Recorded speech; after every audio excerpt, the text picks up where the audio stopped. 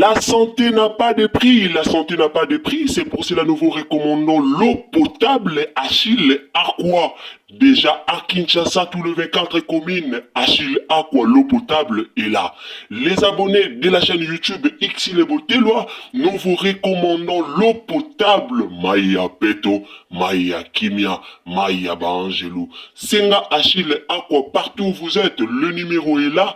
Écrivez-nous, appelez-nous, contactez-nous. Nous sommes là. Et la livraison à domicile, ça s'est fait avec beaucoup de sécurité.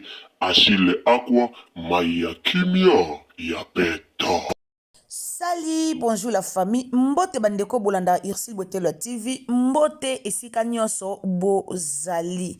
Bande onanga lelo toye na problème oyo papa na biso José Nzita akutani nango. Na ebike awa ti tosala analyse oyo. Toza na bato balingaka papa na biso José Nzita. José Nzita za moko o apambolaka biso na banzembo na ye ya kitoko, o apambolaka biso vraiment na bakantiki na ye ya kitoko mingi. Alors na yebi ke ndenge tozosala analyse à propos ya makambo oyo eza na bato ebele o balandaka biso, eza na bato ebele o pe baza bafani ya papa na biso José Nzita. Alors eloko nini o ekomeli mosala nzambe José Nzita, eloko nini o ekomeli papa na biso José Nzita tozoyoka yango awa na Irsil Botelwa TV. Alors na pesi mbote na bandeko bolandaka biso, mbote na bino esika nyonso bozali, mbote na babone tu ya Irsil Botelwa TV, mbote bandeko nyonso o bozwaka biso wana toloba toujours bonjour, bonsoir et dépendaka vraiment na ero kolanda biso. Dans la ero kolanda Irsil Botelwa TV yondo koyeba okozwa bonjour tope okosalela na yo bonsoir. Abonnez-vous, abonnez-vous, abonnez-vous, abonnez-vous vraiment na chaîne na biso kande tolobaka. Soki oza vraiment mutu ya sika, soki mbano ya liboso okota na chaîne na biso, soki eza vraiment première fois na yo o visiter Irsil Botelwa TV, alors abonnez-vous, commentez, likez, partagez nos émissions. Bande onanga to partager et aux amalamu mingi, donc to partager partout, partager na WhatsApp, partager na Facebook, tindela baninga lien, poster ba lien au même na ba groupe, tindango partout même na Messenger, batuba yeba eloko nini o ekomeli papa na biso José Nzita. Kongo na biso to se monkara na batu nyonso, Kongo na biso ata muta ko kofinga yo te, mais akozwa audacité ya kofinga yo. Kongo na biso batu bakoma na bango kofinga ka dans le vide ka boye. Kongo na biso madon mboke elengi kande toloba mboke elengi na makambu tu. Kongo batu babanga na bango to afinga muto, ona banga muto yo, ona banga boaza aza mosala nzambe, ona banga be bafinga na bango kaka bongo. Likambo nini oyo est arrivé papa na biso José Nzita eza vraiment pasi mingi. Nasi bato tolingaka frère José Nzita bato tolandaka ye toyebi ke auti kobimisa nzembo moko pona Goma. Bandeko leo na zala mulaite na analyse na nga talaka eza samedi na yebi ke beaucoup parmi nous samedi ezara weekend balingaka moi ko célébrer bat balingaka moi vraiment membre ko célébrer donc bat musu basalaka lundi ti samedi. Alors samedi ezara journée na ya repos akende musu bakendaka ba salon musu babimaka na libota. Alors naza vraiment na tamulaite ya koya liboso na bino comme likambango esali moi pasi comme kambango esengi kaka to ya kolobela. Alors to ye pena to ya kolobela yango na kimia nyonso to ya kolobela yango na kimia nyonso po eza likambo moko oyo epesi pasi oyo ebetisi biso mwa mabaku. José Nzita to yebi biso nyonso penza auti kobimisa nzembo na ye moko auti kobimisa ya makambu ya Goma, abimisi nzembo na ye pona makambu ya Goma. En tout cas na nzembo wana pena balelaki ozomona pena leli José Nzita leli basali pena nzembo wana na motema na bango mobimba. Nzembo wana basali yango na motema na bango mobimba epi basali yango na mawa na motema. Soko landi nzembo wana komona ke oui basali yango na mawa na motema. Pourquoi? Bandeko na biso bazokufa na Goma. Mutu moka bosani teka bandeko na Goma bazokufa, bato ebele na Goma bazokufa. Biso nyonso toyebi ke beaucoup de gens bazokufa na Goma. Goma pasi ezali o Congolais tout ayebi ke na Goma pasi ezali. Congolais nyonso ayebi ke na Goma kuna vraiment ba difficulté za makasi bazoboma bandeko na biso lokola bambwa. Congolais nyonso yebi ke na Goma kuna milelo bibembe ezolanda na bandeko bazokufa na Goma lokola leta aza te. Congolais nyonso ayebi eloko wana. Alors papa na biso José Nzita asalaki nzembo na ye mpona mamba Goma. En tout cas nzembo wana asalaki yango penza na motema na ye mobimba. Azalaki vraiment touché do moto. O senti pena ke muta osala nzembo yo na esengo te. Tomoni nde balataki ndenge mboka ezokendela, batiaki basini wana ya Goma, tomonaki vraiment personnellement nga na sepeli na nzembo wana. Nga vraiment na sepeli na nzembo wana, po kolanda nzembo wana ezoloba ebele. Kolanda nzembo papa na biso José Nzita sali ezoloba ebele. Kolanda nzembo wana papa sali donc ezoloba ebele makasi. Eza nzembo moko il faut toucher peuple congolais. Eza nzembo moko te otokoya kofingela papa na biso frère nani papa na biso José Nzita. Eza nzembo otokoya kofingela ete bandeko nanga na otela bino audio ya José Nzita aza vraiment na ba regret. Ozo sentir que mutu o aza déçu. Donc asatandaki te ke soka sali nzembo na ye lelo akozwa déception et pas ya ba congolais na niveau wana. Asatandaki te ke lelo akozwa déception na niveau ne pas ya ba congolais. Asali nzembo na ye pona Goma kande te omona batutu ba osala ba nzembo ya Goma. Tomona ki inosbi asala nzembo mwa kitoko ya Goma toute koyoka ngo renye makasi. Inosbi ute kosala ngo.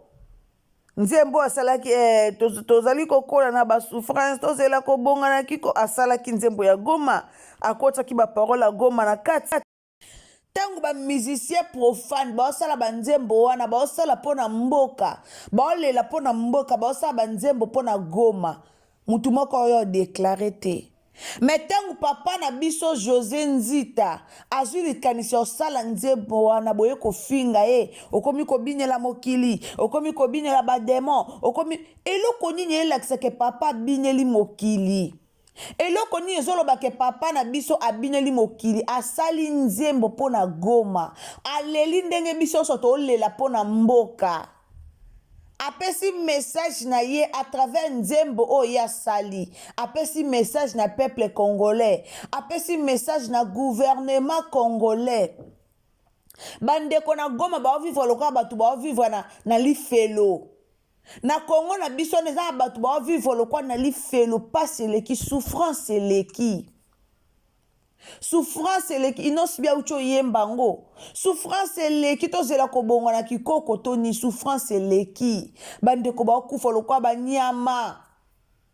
Chaque jour batu bazo kufa lokwa ba nyama. Goma eza na kolela.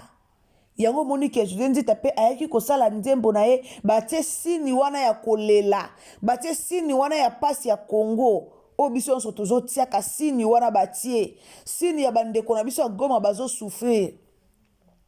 Mais peuple congolais a eu quand même courage ya koya kofinga José Nzita. Bandeko na otela bino audio ya José Nzita na yoki passe na motema toyebi frère José alobaka na ye José toyebi alobaka na ye na oki passe na motema batu bafingi ye okomi musicien profane yo komi koyembela mokili yo mais ayembi par rapport ya souffrance ya Goma ndenge ezokende ayembi par rapport à situation o toza nango na Congo bandeko tolia tomela tobina mais toyebaka toza na situation moko grave na Congo. Donc situation ezokende vraiment bien te mais quand même bozu na bino temps ya koya kofinga ye po ayembi po asali nzembo concernant Goma ndenge ezokende la po aye koyemba na pasi ya bandeko na biso bandeko na otela bino audio wana siko ya frère José Nzita to yokango ensemble na bino. Alors ces zambala liboso kotina Irsi Botelo la TV ceux qui vraiment zambala liboso abonnez-vous donc au s'abonner tant au s'abonner ko bosa na te cliquez cloche ya notification cloche ya notification nde ekosunga yo ozangaka ba analyse o Irsile Botelo TV akotisaka awa te. Alors partagez biso partout likambo o vraiment ekomela bandeko nyonso po esali pasi papa na biso José Nzita aleli papa na biso José Nzita ayoki pasi bolinga basala nzembo ni bolinga sala kaka kumbama yango nde bomona ke so asali bonde bomoni ke ayembeli nzambe so asali bonde bomoni ke Saint Esprit kiti totika biloba loba totika babiloko wana avandaki a trouvé que non asala nzembo ya Goma asala nzembo ya mboka ndenge pasi ezoke na bandeko na biso ya Goma yango asalaki eloko mwa mabe na nzembo wana ezate ba parole moko mabe ebimi na nzembo wana ezate totika polémique bandeko nzembo ya bato yembami bien ata parole moko ya mabe na nzembo wana ezate le frère José Nzita ayembi nzembo wana bien ayembi nzembo wana bien eloko moka mabe ezate mais congolais comme alingaka ndeko na ye congolais te bino bomonaka mutu soki azoyembela nzambe aza ye moko nzambe te Congo bokomisa bato nyonso ba Jésus bokomisa ba pasteur ba Jésus mutu soki ayembela nzambe liboli bokomisa ye leki ya nzambe aza leki ya nzambe te aza nzambe te aza leki ya nzambe te aza pe soki ndenge nini te azoyemba nde miziki ya nzambe maza nzambe te soki oloni elakisi ke oyo ayembi to oyo bato ayembaka nde ezaka miziki ya satan totika complexe peuple congolais aza complexe na makambo nyonso José Nzita ayembi mpo na mboka bomoni meme badrapo balati bomona bino meme basini baosala badrapo oyo balati me bolika boya kocomplike vie eza pasi bandeko nanga tolanda no audio oyo naotiela bino ya José Nzita boyoka bino moko na matoi na bino mpo boyebi Irsile Botelo TV alinga mingi bapreuve alors tolanda José Nzita abonnez-vous tolanda zoba parce que ça raisonnement ya mabe bandeko ta mosusu omona yango neti maseki yango osalaka buzobo ozosala wana nabe yango buzoba parce que ça raisonnement ya mabe quand tes frères meurent là-bas nga na yembi mpona yemba na interpeller bato batika bitumba yo ozoyebisa nga otiki nzembo ya nzambe okoma oyembela nzembo ya mokili wana nzembo ya nzambe epesanga critère nango ezaka ndenge nzembo ya nzambe critère nango ezaka ndenge yesu azali awa yango nzembo ya nzambe boniko yaya nzembo ya nzambe eza nzembo ezosepelisa nzambe na moma wana nzembo ezotombola nzambe na moma wana la bible dit chanter à l'éternel un cantique nouveau yo cantique nouveau eza kosala nzembo ya sika non cantique nouveau ezali koyemba nzembo na bolingo na motema nzembo oyo oyembi avec un cœur oyo koadore en esprit et en vérité c'est ça cantique nouveau yango ezalaka parfait liboso ya nzambe eza kosala nzembo ya sika te banzembo nyonso toyemba ekoma nango ya kala soki molimo eza te quand tu n'as pas l'esprit tout ce que tu chantes là ekoma ya kala ce qu'on a dans mon livre, ça tourne aux comme ça nous est parfait à solo qui tourne la mission nzambe. C'est ça les cantiques nouveaux, c'est par rapport à l'âme de quelqu'un, c'est par rapport à l'esprit qui t'anime pendant que tu chantes. Mawa ozo animé nga pona yemba pona bato estra yembi te so bino bozana ngo. Il y a pas si mingi. Nazala rappeler la chef de l'état te bandeko, nazala kuna te pemela chef de l'état.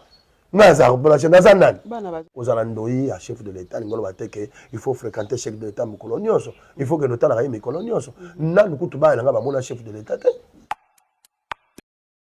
bandeko nasi bolandi bino moko audio ya papa na biso José Nzita nasi biso moko touti kolanda bandeko na este bazo souffrir bandeko na este bazo nyokwa mame congolais comme azwaka nyonso na baventure azozwango na baventure yaya ozwi mwa chance ozwa mwa lipa ozwi mwa chance ya kozwa ti omeli na tongo eya na bato mosusu bazozwa ta chance ya komela ta ti wana te ozwi mwa chance nzambe asali yo ngolo ozwi biloko ya kolia me yebake eya na mutu mosusu ata biloko wana kolia azozwa chance wana te ate eloko ya kolia bouti koyoka José Nzita asali nzembo wana na mawa na motema asali yango na mawa na motema bosanti ke nono mutu aza na mawa aza na susi ya mboka asali nzembo wana bozo sentir ke mutu oyo aza na susi ya mboka mutu azoyoka pasi mpo na mboka na biso me peuple congolais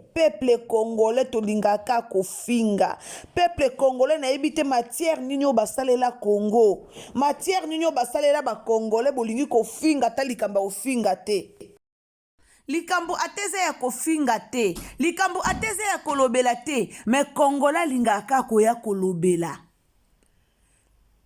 asali nzembo ya mboka bino bolinga sala ka banzemba Saint Esprit zokita eloni elakisa bino ke bato nyonso bayembaka banzemba ba Saint Esprit zokita bazaka basantu eloni elakisi bino to eloni ezolobake bapaster oyo nyonso bayaka koteyaka biso a bapaster tomona bapaster baosala bamakambo mabe ebele tomona boti olanda témoignage ya Serge Choisi te bolandi témoignage ya Serge Choisi ndenga témoigner bolandi témoignage na ye